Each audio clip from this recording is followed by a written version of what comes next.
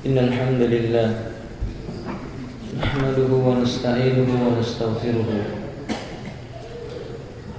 ونعوذ بالله من شرور أنفسنا ومن سيئات أعمالنا من يهده الله فلا مضل له ومن يضلله فلا هادي له أشهد أن لا إله إلا الله وحده لا شريك له وأشهد أن محمدا عبده ورسوله اللهم صل على محمد وعلى آله وأصحابه ومن تبعهم بإحسان إلى يوم الدين أما بعد ikhwati rahimani wa rahimakumullah. Kita lanjutkan pembahasan kitab Al-Fusul fi Siratir Rasul li Syekhul Imam Ibn Katsir rahimahullah ta'ala. Asal tentang bi'su Hamzah bin Abdul Muttalib, pengutusan pasukan yang dipimpin oleh Hamzah bin Abdul Muttalib. Qala muallif rahimahullah ta'ala,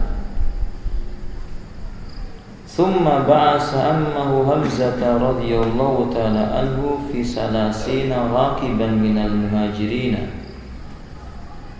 laisa fihim ansari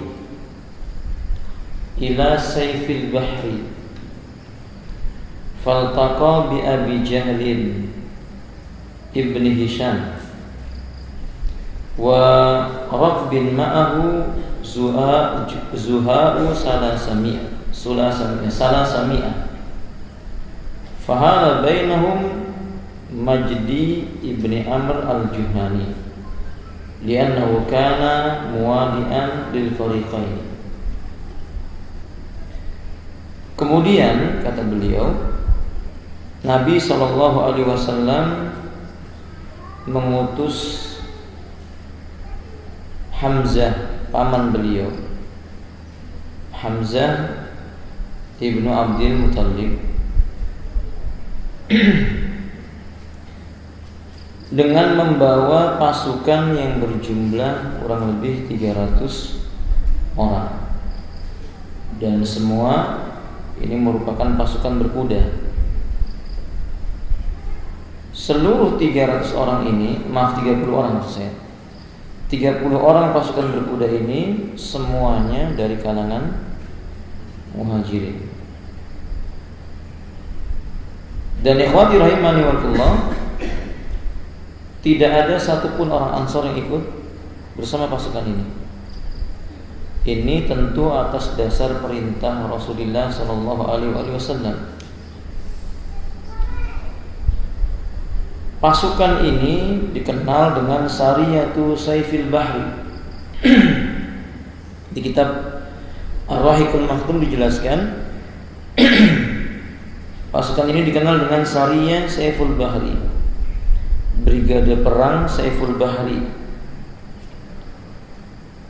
Ini terjadi pada bulan Ramadan. Dalam buku Anda tidak ada. Di tahun pertama Hijrah, tahun pertama Hijriyah, Al-Muwafiqu Marisusan. Ini sesuai dengan tahun Masehi itu 623 Masehi, kurang lebih di bulan Maret 623 Masehi. Tapi di bulan Hijriyah, yang tanggal 1 Hijriyah, di bulan Ramadan di tahun pertama Hijrah. Pasukannya tadi dikenal dengan apa, ikhwan? Brigade Sayful Bahri, dipimpin oleh Hamzah ibnu Abdul Muttalib. Nah, lalu kata beliau, tujuan daripada pasukan ini ingin menghadang kafilahnya Abu Jahal, dan mereka bertemu dengan Abu Jahal yang dikenal dengan Abu Jahal ibnu Hisham. Pada saat itu Abu Jahal membawa kekuatan perang 10 kali lipat daripada kaum muslimin. Yakni berapa? 300 orang. Dengan persenjataan yang jauh lebih baik. Akan tetapi dua pasukan yang sudah berhadapan ini, dan Hamzah dalam riwayat itu disebutkan telah menghunus pedangnya. Dengan izin Allah, peperangan ini tidak jadi. Karena ada seorang lelaki yang bernama Majdi ibnu Amr. Lelaki ini sebelumnya pernah mengadakan perjanjian dengan Rasulullah SAW. Maka ia ada di pihak yang di tengah-tengah. Dia punya perjanjian dengan orang-orang musyrikin Quraisy. Dia juga punya perjanjian dengan kaum muslimin. Sehingga lelaki ini menghalangi agar Hamzah tidak menghunuskan pedangnya. Demikian pula agar Abu Jahal juga tidak menghunuskan pedangnya. Wa kana liwa'u Hamzah awwalu liwa'i aqadahu Rasulullah sallallahu alaihi wasallam wa kana abyad. Bendera perang pertama yang dikibarkan dalam sejarah Islam adalah bendera yang diserahkan oleh Rasulullah kepada Hamzah. Jadi Hamzah ini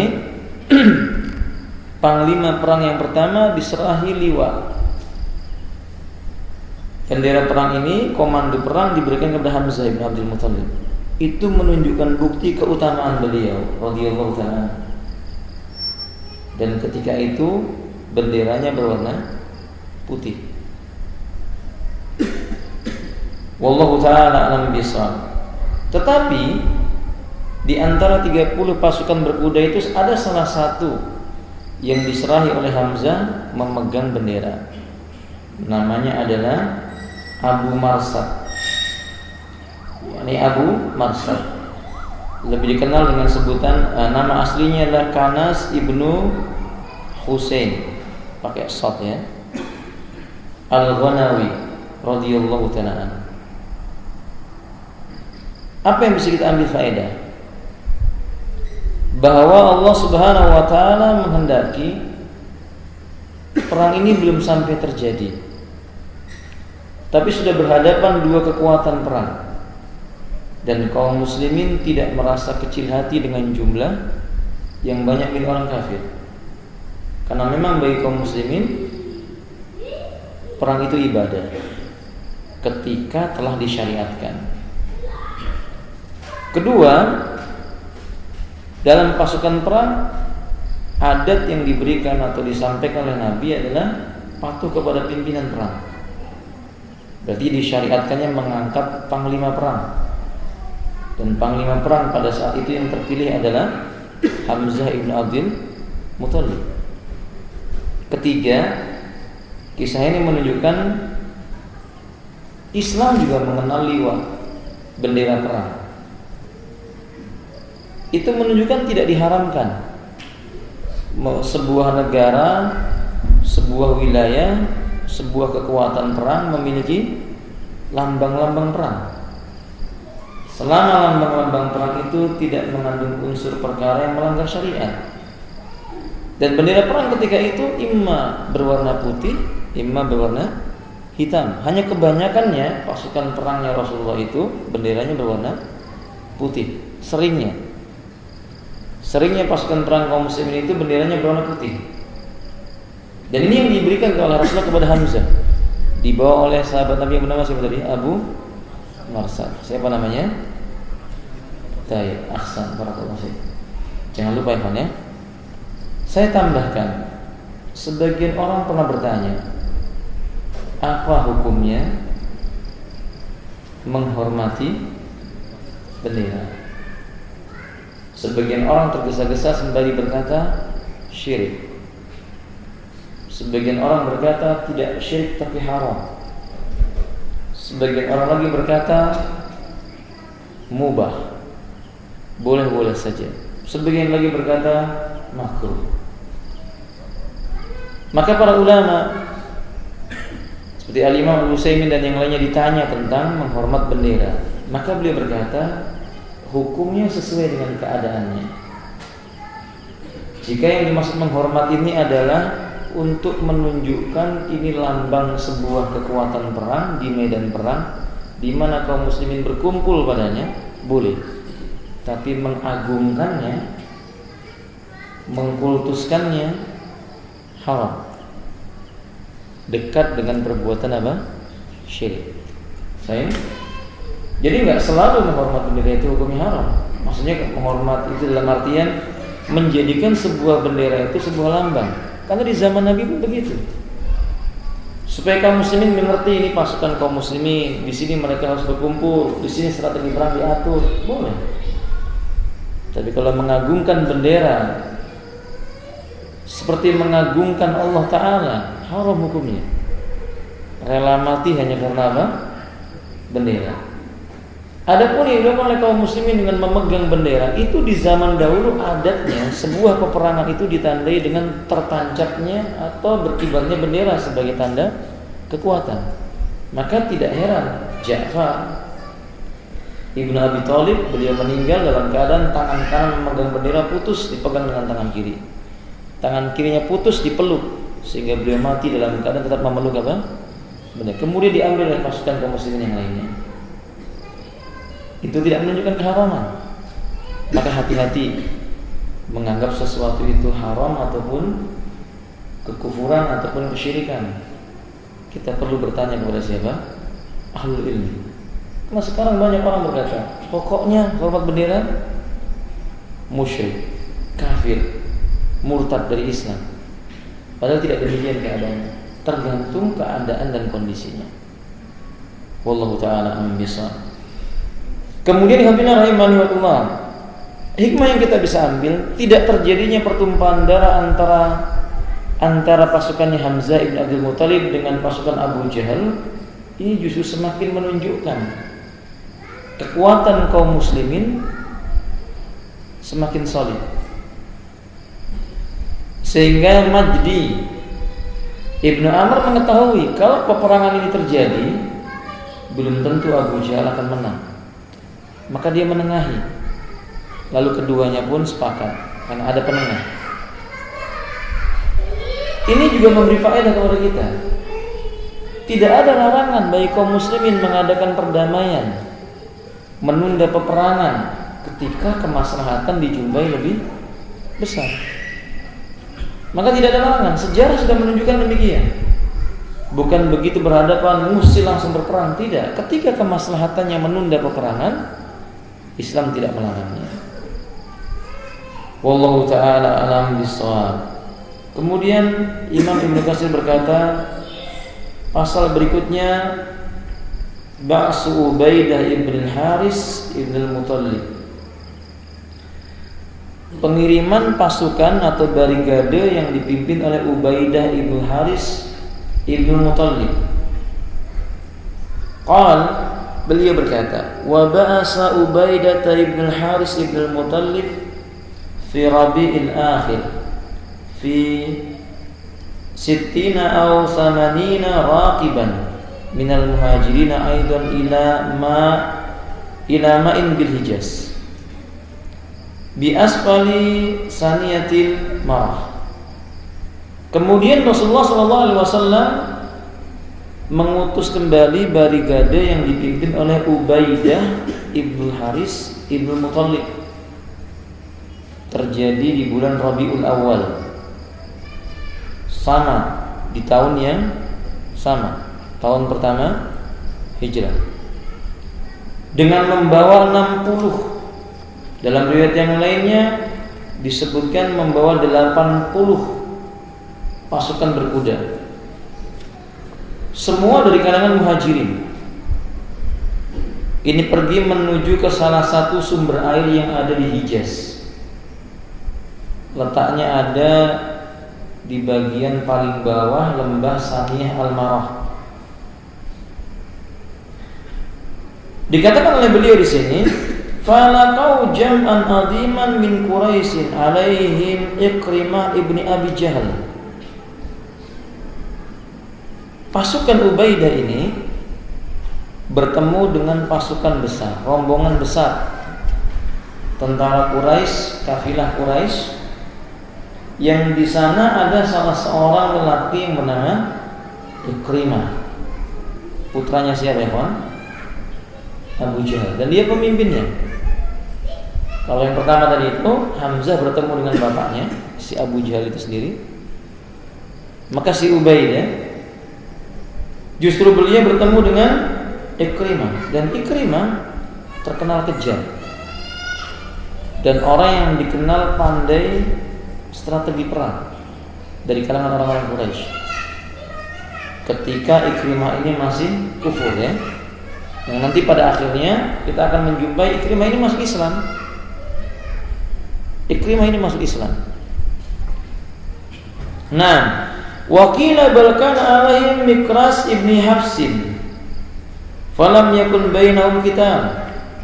Dan di antara mereka itu ada orang yang sangat dicari oleh kaum muslimin. Orang ini dikenal dengan sebutan Mikras bin Hafs. Tapi qadar Allah, dua pasukan ini juga belum terjadi peperangan dengan pedang belum. Mereka baru saling berhadapan saja.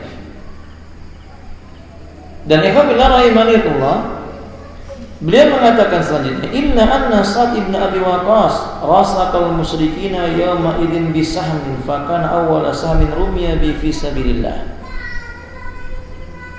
Hanya saja Sa'ad bin Abi Waqqas ketika itu beliau melemparkan anak panah mengenai salah satu orang musyrik, dan inilah anak panah yang pertama kali dilepaskan oleh kaum muslimin dalam sejarah perang Islam. Di dalam peperangan Islam itu panah yang pertama kali dilontarkan adalah panahnya Sa'ad bin Abi Waqqas, dan Nabi memberkahi panahnya Sa'ad bin Abi Waqqas. Nabi mendoakan agar setiap anak panah Sa'ad bin Abi Waqqas itu mengenai sasaran. Sampai terjadi perang yang berikutnya juga ya, selalu panah Sa'ad itu mengenai sasaran dengan izin Allah Azza wa Jalla. Naam. Kemudian Habibullah rahimahullah wa farra yawma idzin minal kuffari ilal muslimina al-Miqdad ibn Amr al-Kindi wa Utbah ibn Ghuswan radhiyallahu anhuma. Di antara rombongan kafilah yang dipimpin oleh Ikrimah bin Abi Jahal ini ada dari kalangan orang muslimin berasal dari Makkah. Ketika berjumpa dengan pasukan yang dipimpin oleh sahabat yang bernama Ubaidah ibn Haris tadi itu, serta merta dua orang ini segera lari dan menuju pasukannya kaum muslimin, bergabung dengan mereka. Jika mungkin ditanyakan, kenapa ini terjadi?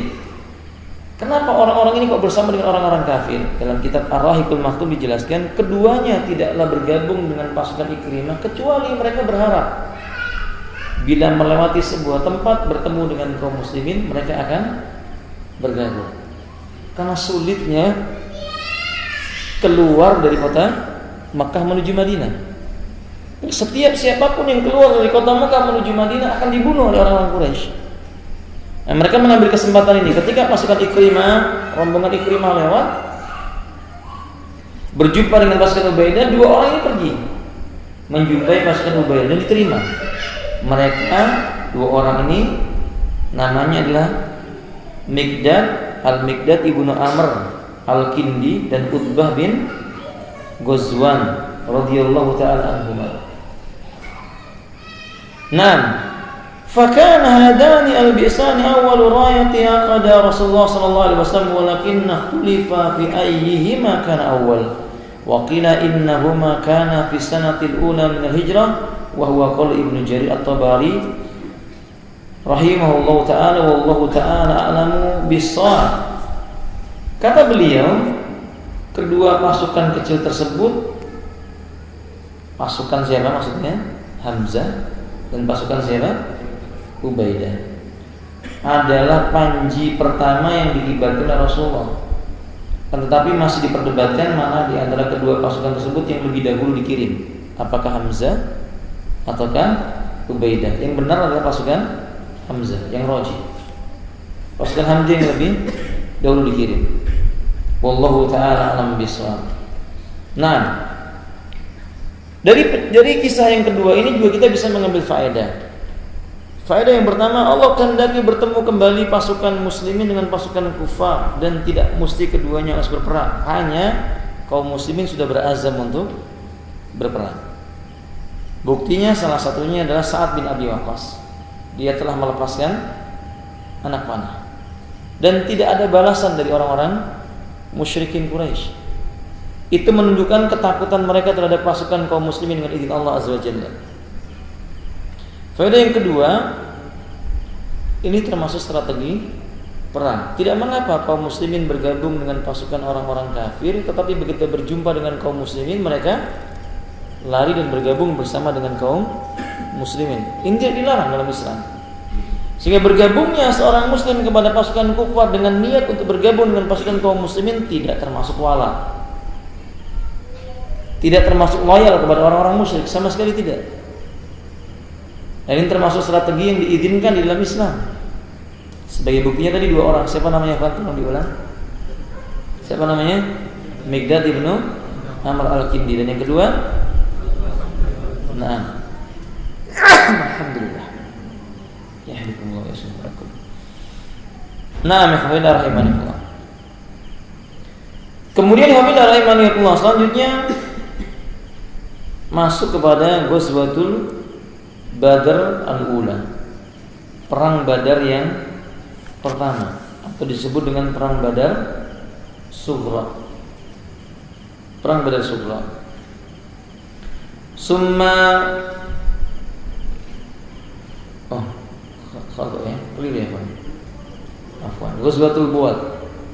Keliru saya. Ini Ghazwatul Buat. Kita masuk pada Ghazwatul Buat. Perang Buat. Jadi perang-perang ini banyak, ada perang Al-Abwa, ada perang Buat, ada Ghazwatul Usyairah. Apa itu Ghazwatul Buat? Summa ghaza Rasulullah sallallahu alaihi wasallam Ghazwatul Buat. Fa kharaja bi nafsihi sallallahu alaihi wasallam fi Rabi'il akhir min sanati tsaniyah.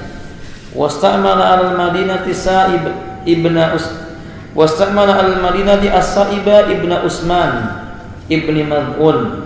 Fasarahat balagha Buat min nakhiyati Radwa summa raja'a wa lam yalqa harban. Kemudian Rasulullah SAW pergi menuju perang Buat. Apa ini perang Buat? Kisahnya panjang. Ada beberapa pasukan kecil. Salah satunya tadi seorang kafir Quraisy yang bernama Mirkaz, yang tadi kita sebutkan. Mirkaz ini membawa beberapa orang kafir Quraisy. Dia mencuri ternak-ternak kaum muslimin yang ada di Madinah. Kemudian Rasulullah SAW mengejar lelaki ini. Tapi dengan takdir Allah, Mirkaz ini lolos, tidak berhasil dikejar oleh Rasulullah SAW. Itu memberikan faedah bahwa Nabi itu apa? Manusia. Dan Allah menghendaki demikian. Nabi sudah berusaha untuk mengejarnya, kemudian tidak berjumpa. Inilah kali pertama Nabi SAW itu keluar ingin mengejar musuh untuk membunuhnya. Dikenal dengan Ghazwatul Buat. Beliau keluar memimpin pasukannya sendiri. Terjadi di bulan Rabiul Akhir. Pada tahun kedua Hijriah. Dan beliau menyerahkan tampuk kepemimpinan yang ada di kota Madinah kepada Sa'ib ibnu Usman ibnu Maz'un. Ketika beliau sampai di sebuah tempat yang bernama Buat min nahiyati Radwa. Ketika beliau sampai ke daerah Buat, salah satu tempat di dekat Radwa, jalur tempat perjalanan biar orang-orang musyrikin Quraisy biasa melakukan perdagangan menuju Syam. Beliau kembali lagi, beliau kembali lagi, summa raja'a wa lam yalqa harban. Karena beliau ternyata tidak menjumpai musyrikin Quraisy. musyrikin Quraisy itu telah berlalu beberapa hari sebelum Nabi sampai. Itu juga Nabi sampai dibuat mencegat kafilahnya orang Quraisy yang membawa perbekalannya orang Quraisy. Qaddarallahu wa masya'al, pasukan Quraisy ini sudah pulang beberapa hari sebelum Nabi sampai. Nah, kalau ada bertanya, apakah Nabi tidak diberitahu oleh Allah Tabaraka wa Ta'ala tentang masalah ini? Wallahu a'lam. Ini sisi hikmah yang bisa kita ambil. Begini diajarkan kita di dalam berperang, berusaha membuat strategi, mengejar musuh, berusaha membuat strategi, mencari lawan yang memang sudah ditetapkan sebagai musuh di dalam peperangan. Dan ternyata takdir Allah itu tidak terjadi. Lalu masuk kepada Ghazwatul Usyairah. Summa kanat ba'da Ghazwatul Usyairah wa yuqalu bisin al-mahmala. Kemudian terjadi perang yang berikutnya namanya Ghazwatul Usyairah. Ada yang membaca dengan Usairah. Ya. Wa yuqalu al-Usyairah. Ada juga yang mengatakan Usyairah. Kharaja bi nafsi sallallahu alaihi wasallam fi asna'i Jumadil Ula.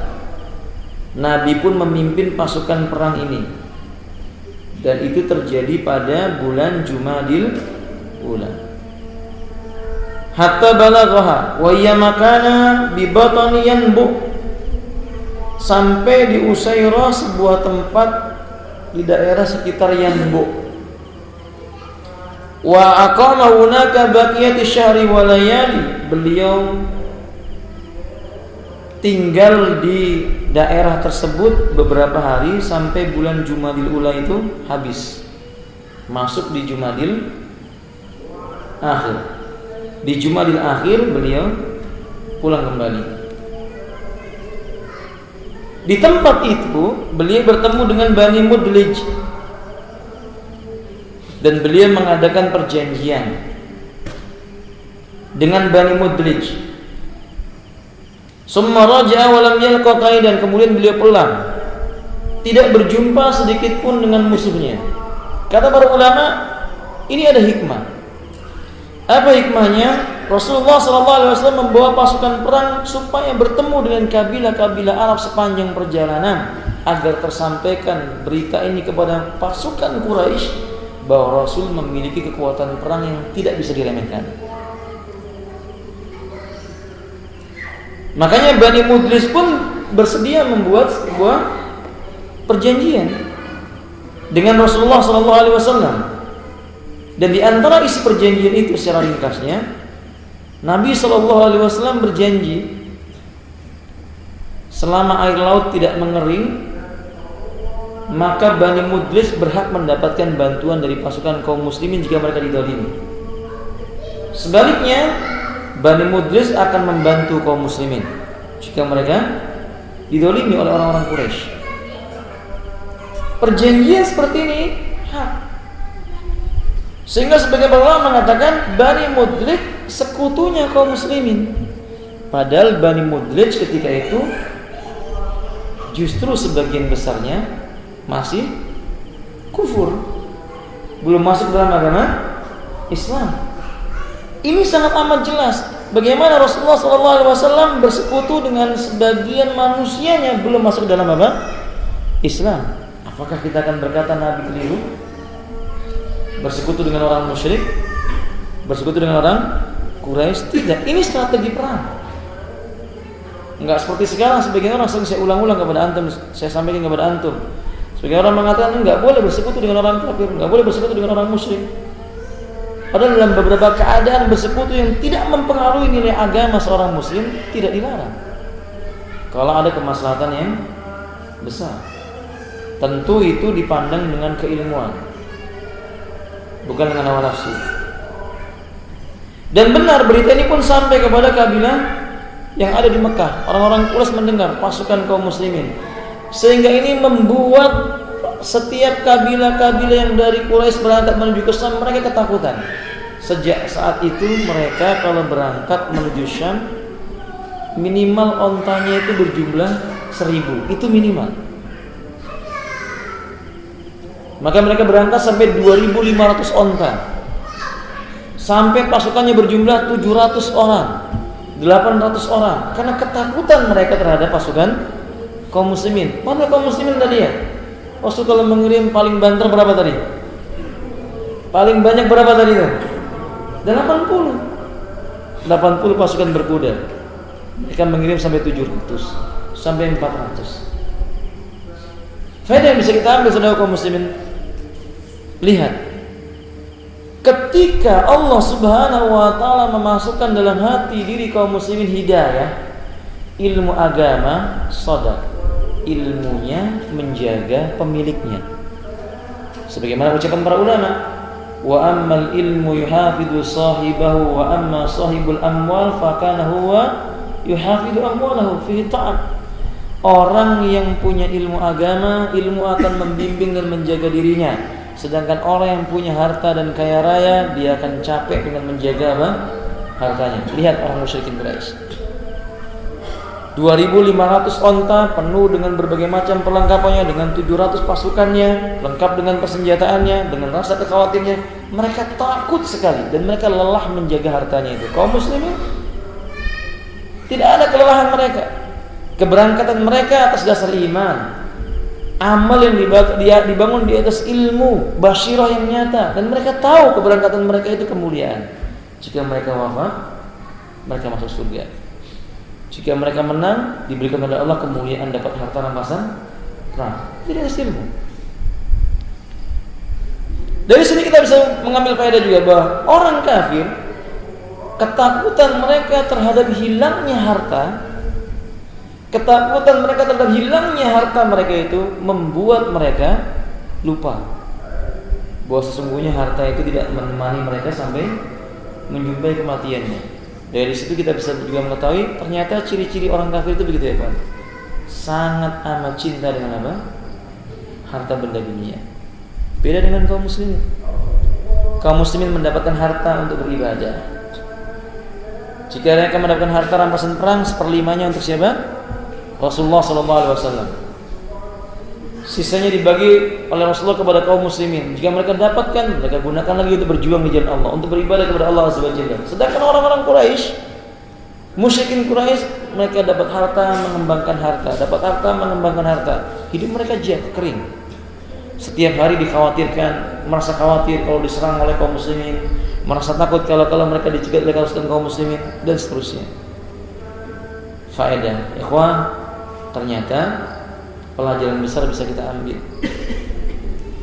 Kebanyakan harta menipu manusia, dan kebanyakan harta membuat manusia kufur. Jika tidak kufur besar, kufur nikmat. Kecuali orang-orang yang dirahmati oleh Allah Tabaraka wa Ta'ala. Jangan tiru sifat seperti ini.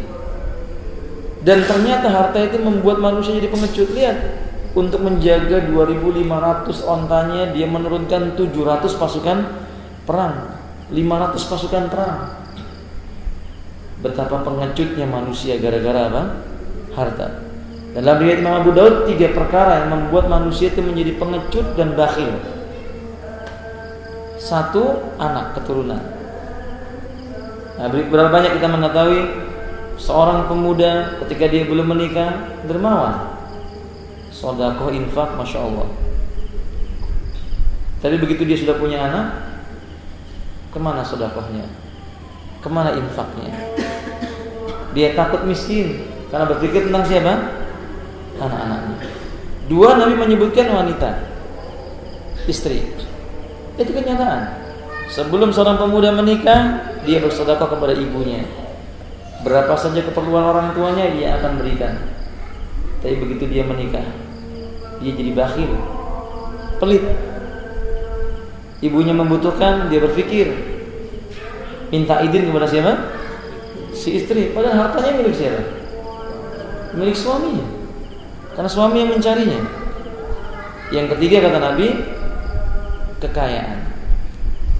Harta benda itu sendiri membuat manusia menjadi pengecut, membuat manusia menjadi pelit. Lihat orang munafik.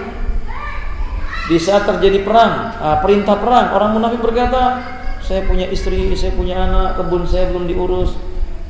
Ketika kaum muslimin mau perang, mereka mengatakan, jangan kamu hancurkan dirimu dengan pergi ke medan perang, kau akan mati. Siapa yang akan mengurus hartamu? Selalu yang dipikirkan dunia. Adapun kaum muslimin mereka berkata, hasbunallahu wa ni'mal wakil. Cukuplah bagi kami Allah dan Dialah sebaik-baik penolong bagi kami. Nah, sehingga Anda akan jumpai perbedaan yang besar antara pasukan kaum muslimin yang mendatangi kaum Quraisy dengan niat ibadah, dan antara pasukan Quraisy yang mereka pergi dengan niat untuk mempertahankan urusan dunia mereka saja. Dan selalu akan ada dua jenis manusia di dunia. Karena itu Ali bin Abi Thalib menyebutkan, ya ayuhan nas, wahai manusia, inna minan nasi abna'ul akhirah wa abna'ul dunia, kunu abna'al akhirah. Sesungguhnya di antara manusia itu ada yang menjadi anak-anaknya dunia dan ada yang jadi anak-anaknya akhirat. Kalian kaum muslimin jadilah anak-anak akhirat. Jangan jadi anak-anak dunia. Wallahu a'lam bishawab. Mudah-mudahan yang sedikit ini bermanfaat. Insyaallah di pertemuan yang berikutnya kita akan menerangkan tentang perang Badar Sughra, perang Badar yang kecil. InsyaAllah. Ada pertanyaan apabila sebelum ditutup? Tidak ada. Saya yang bertanya.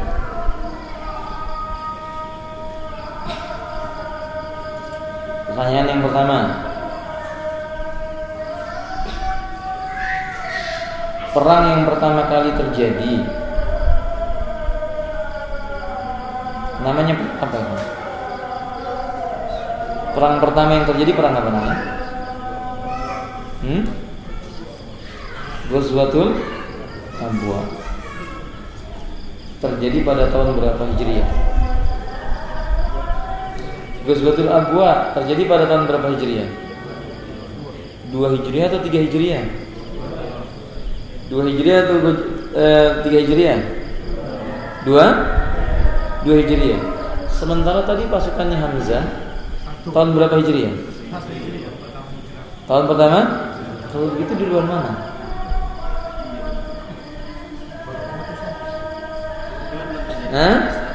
Kalau gitu duluan mana? Tayyib. Belum terjadi apa? Baru mengutus barikade perang. Pada perang Abwa sudah terjadi perang belum? Sudah terjadi perang atau belum? Nah, justru perang yang pertama sampai salah satu kaum muslimin melepaskan anak panahnya terjadi pada barigadenya siapa? Ubaidah ibnul Haris. Ini yang dikatakan oleh para ulama sebenarnya inilah perang yang pertama. Tapi dalam ilmu sejarah dijelaskan kalau yang dimaksud perang pengutusan pasukan perang memang benar-benar untuk berperang, ya ini tadi Ghazwatul Abwa di tahun kedua Hijriah. Tayyib. Barikade Hamzah di bulan apa diutus oleh Rasulullah SAW? Bulan apa? Ramadan tahun 1 Hijriah. Bertepatan dengan bulan apa di bulan Masehi? Bulan Maret. Tahun berapa? 623 Masehi. Ahsan. Barakallahu. Kemudian diwajibkannya jihad. Ayat tentang jihad itu ayat Madaniyah atau ayat Makkiyah? Ayat perintah jihad atau ayat diizinkannya berjihad yang kita kemarin sudah bacakan, surah apa? Al-Hajj dan surah apa? Al-Baqarah. Ini Makkiyah atau Madaniyah? Madaniyah? Madaniyah atau Makkiyah? Apa sih artinya Madaniyah itu? Apa artinya Madaniyah? Ayat yang diturunkan di kota Khata. Keliru. Kalau Makkiyah nanti dibilang ayat yang diturunkan di kota juga keliru. Madaniyah itu artinya ayat yang diturunkan setelah kaum muslimin berhijrah. Sebut Madaniyah. Makiyah, yaitu ayat di mana belum di kaum muslimin ketika Nabi belum berangkat, maka disebut dengan Makiyah. Inilah pendapat yang benar, bukan yang tadi kita sebutkan. Makanya disebut dengan Madaniyah karena memang terjadinya perintah perang atau izin berperang itu setelah kaum muslimin hijrah di kota Madinah. Taib. Barigadah Hamzah, bendera perangnya diserahkan kepada salah seorang sahabat. Siapa namanya? Iya, Hamzah menyerahkan bendera perangnya kepada salah seorang sahabat yang memegangnya. Siapa namanya? Hah? Abu? Namanya siapa? Abu Mas itu kan kunyahnya. Siapa namanya? Ahsan. Barakallahu fiik. Nah, soal yang berikutnya.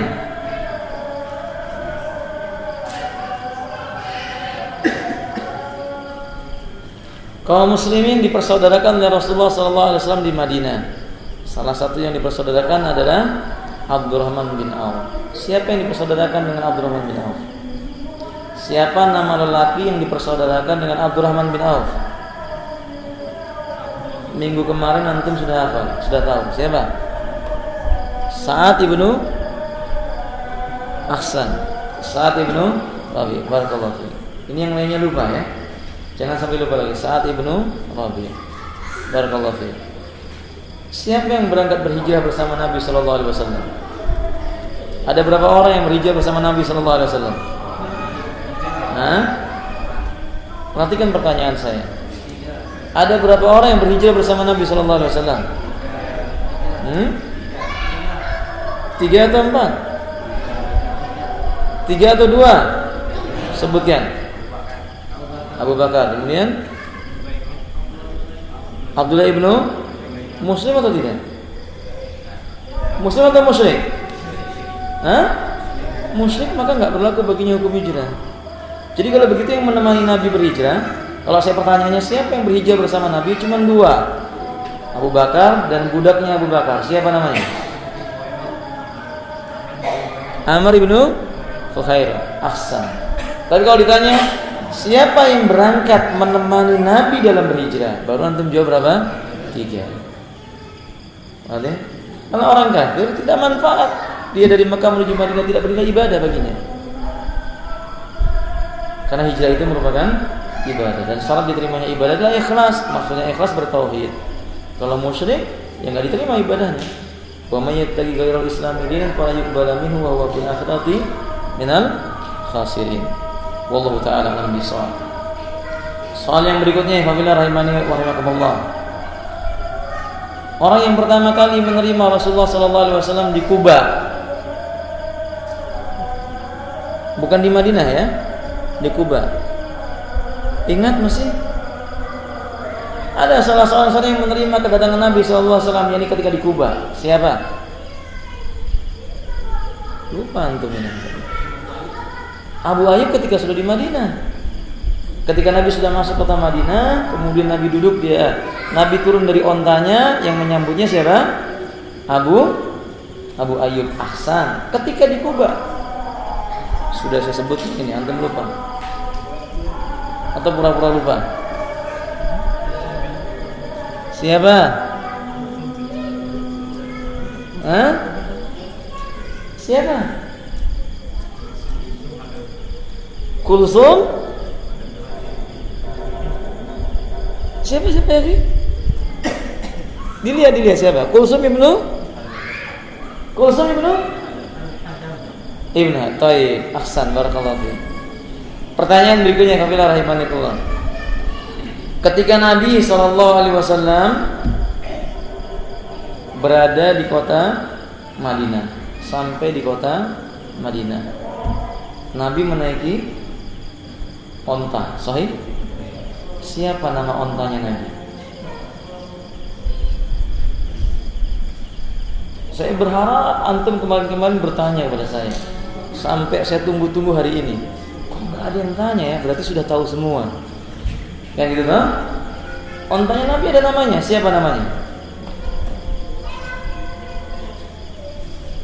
Ada yang tahu? Antum yakin? Antum di situ saya cari-cari. Siapa namanya? Sita? Siapa nama ontanya Nabi? Ada yang bisa? Ummahat ada yang tahu? PR buat antum. PR ya. Antum cari bagaimana caranya, pokoknya antum cari. Karena anak sudah beri kesempatan kepada antum bertanya berkali-kali, ada yang mau ditanyakan? Nggak ada yang tanya. Berarti antum tahu semua kan gitu ya? Tahu semua. Kalau antum merek mobil aja hafal, ya. Mobil bulan mereknya ini, mobil alam mereknya ini, masa ontanya Rasulullah tidak tahu namanya? Warnanya baik yang gampang dulu lah. Warna ontanya Nabi apa? Warna ontanya Nabi apa? Merah atau kelabu? Hah? Putih atau kelabu? Kelabu. Bukan putih yang putih bersih, bukan. Seperti abu mirip dengan itu. Oke? Tapi namanya PR buat antum. Siapa? Ahsan. Sudah terjawab. Barakallahu fiik ya akhi. Itu siapa namanya?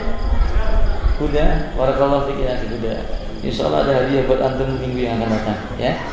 Sampai di sini subhanakallah wa bihamdik, asyhadu an la ilaha illa anta, astaghfiruka wa atubu ilaik. Assalamualaikum warahmatullahi wabarakatuh.